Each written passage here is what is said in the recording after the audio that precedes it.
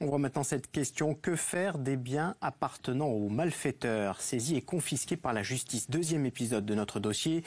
Hier, nous avons vu qu'en France, ces biens sont vendus aux enchères. En Italie, depuis 1996, les maisons ou appartements saisis à la mafia sont transmis au secteur associatif et social. Florence Antomarchi et Stéphane Agostini se sont rendus dans la région de Naples, une région sous influence de la Camorra. Au milieu d'un des quartiers de Casal di Principe et de ses 20 000 habitants, cette maison était celle d'Egidio Coppola, alias Brutus, puissant camorriste. C'est maintenant un centre culturel à la mémoire de Don Pepe Diane, prêtre abattu dans sa sacristie, 5 balles dans la tête. Mais aussi des 350 autres victimes innocentes de la Camorra en Campanie. Le pire a été atteint au milieu des années 90. Arrestations, procès gigantesques et réguliers. Depuis, les habitants disent que l'air n'est plus le même. Désormais, on parle et on sait qui est qui. D'un côté, les camoristes, d'un autre, les gens bien. Les personnes savent ce que tu fais et ils savent qu'il ne faut pas te faire de problème pour rien. On se reconnaît entre gens qui luttent, comme moi. On a de la force ensemble. Un peu plus loin, une autre maison confisquée, siège maintenant d'une entreprise d'insertion. Des groupes d'Italie ou d'Europe, aujourd'hui c'est l'association Crimalt, viennent étudier cette transformation. Le voisin ne loupe rien de la vie nouvelle de Casal di Principe.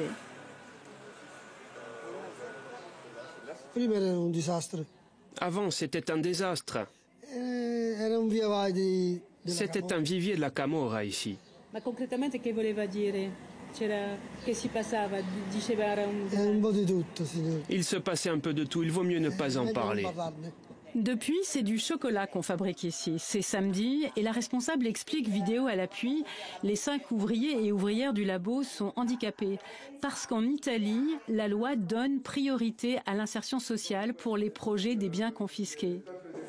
Cette revendication est portée par un fort mouvement citoyen anti-Camorra dont, à Casal di Principe, le maire, Renato Natale, psychiatre, communiste, menacé de mort.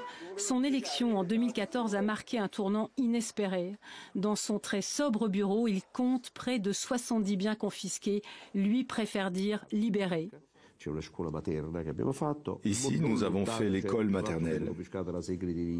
De nouveaux bâtiments pour les services publics et dans le secteur associatif, une centaine d'emplois créés. Tout ce qui a été réalisé dans les biens confisqués a permis la naissance et la croissance d'un pan de l'économie sociale et solidaire,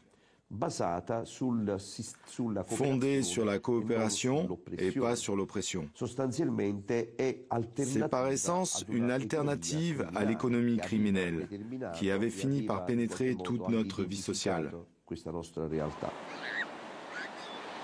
Dans la commune voisine de Castelvolturno, une station balnéaire à la mode dans les années 80 est à l'abandon. Ici, le blanchiment et l'extorsion camorriste ont une allure d'enfer. Plus loin, un autre domaine touristique. Sur 54 maisons, 34 sont confisquées. La procédure a duré 20 ans. Tout s'est détérioré. Seuls 6 projets émergent. Aujourd'hui, le maire lance celui d'une association LGBT. Il manque 300 000 € pour la réhabilitation, mais pour le maire, la méthode est la bonne pour renforcer la citoyenneté. Les camoristes ici, il n'y en a plus. Mais cette mentalité camorriste, oui, tu sais, cette mentalité de faire confiance à qui pourrait te protéger, d'être contre l'État, et si tu te fais voler, de passer par des amis, d'aller demander ce que tu dois voter. Tout ça, ça reste encore. Et il faudra des années pour l'extirper. À travers ce système de biens confisqués, tous ensemble, nous essayons de déjouer tout cela. Car chaque projet s'inscrit dans un territoire de proximité où les gens se connaissent bien, même s'ils ont pris des trajectoires opposées. Quand cette ferme bio a démarré, le clan camorriste, ancien propriétaire, a usé de menaces, d'intimidation, de sabotage.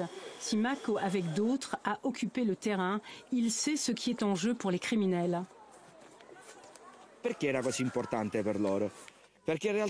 Pourquoi c'est important pour eux?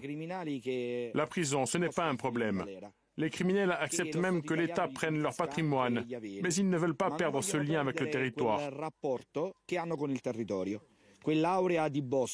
cette aura du boss, cette idée d'être une personne importante à qui tout le monde s'adresse. Et c'est sûr, si tu as des gens qui sont là où tu crois être encore chez toi, tu n'es plus un boss, tu es juste une personne normale. Sergio Nazzaro vient souvent prendre des nouvelles de Simaco comme des autres expériences de terrain. Elles sont en plein développement, mais aussi à la recherche de plus de moyens. L'action de la magistrature, des forces de l'ordre, cela a été très important. Ils les ont arrêtés, mais maintenant il faut continuer avec la société civile. Les policiers et les magistrats ne peuvent pas tout faire. C'est la société, les citoyens qui doivent promouvoir une société meilleure. Le dernier bilan des biens confisqués aux mafias en Italie compte plus de 12 000 immeubles. Plus de la moitié dans les territoires du sud entre Sicile et Campanie. Des chiffres qui signent autant l'étendue du mal que l'efficacité des moyens adoptés par l'Italie. Confisquer les biens des malfaiteurs pour lutter contre le grand banditisme, dossier complet à retrouver sur notre site internet.